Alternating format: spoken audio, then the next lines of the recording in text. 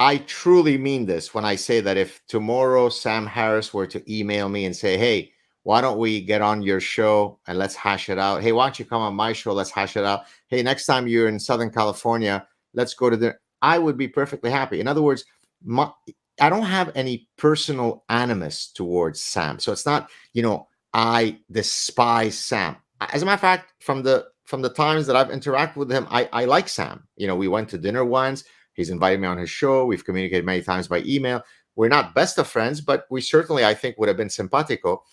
What happened in my case, as I've explained in other. Actually, I just posted a clip on the Sam Harris story on my show just a few minutes before coming on this show. What happened with Sam is I really faced a bit of a conundrum, which is actually something that I talk about in The Sad Truth About Happiness, where I talk about the importance of authenticity in living a good life.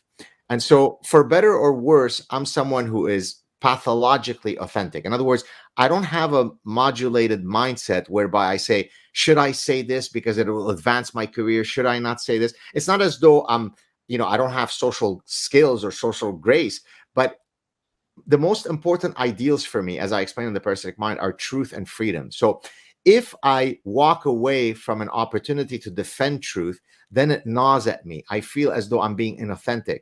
So what happened with Sam is that as Trump got into power and Sam started getting completely crazy about Trump and saying some really, as far as I'm concerned, outlandish things, morally outlandish, because he was violating what are called deontological principles, absolute principles that you should never violate: presumption of innocence, freedom of speech. You never violate those, right? You don't violate those for political expediency or political tribalism.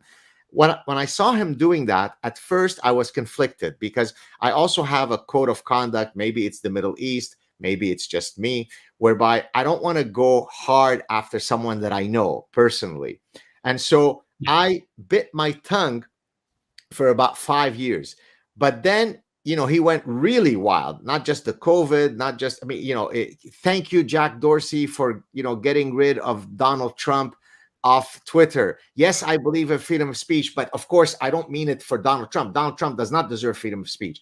Yes, presumption of innocence is great, but not for Brett Kavanaugh. So if a woman comes along and says he raped me, maybe not, 36 years ago, who remembers? Well, he should not be afforded the presumption of innocence because it's too dangerous in his case.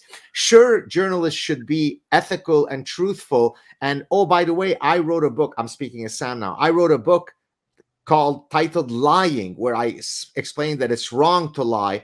But when it comes to the suppression of the Hunter Biden laptop, that was perfectly fine, because had it not been suppressed, then Donald Trump would have come into power, and we couldn't have allowed that, because Donald Trump is an asteroid that is hurling straight to Earth. I mean, his exact words.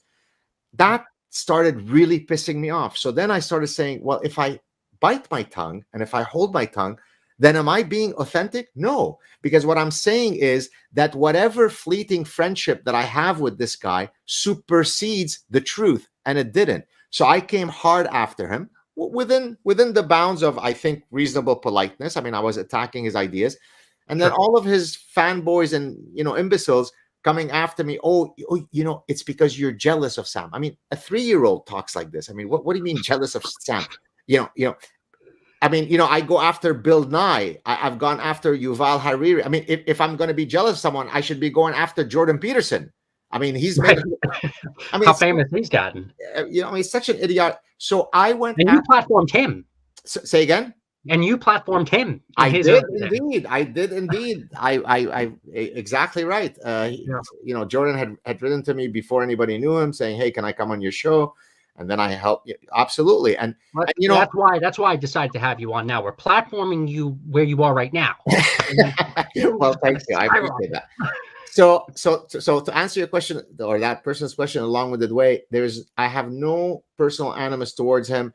If he wanted to chat and hash it out, I'd be happy to, but I know he won't. And I'll tell you why, because he's got this orgiastic hubris about him. He doesn't have epistemic humility.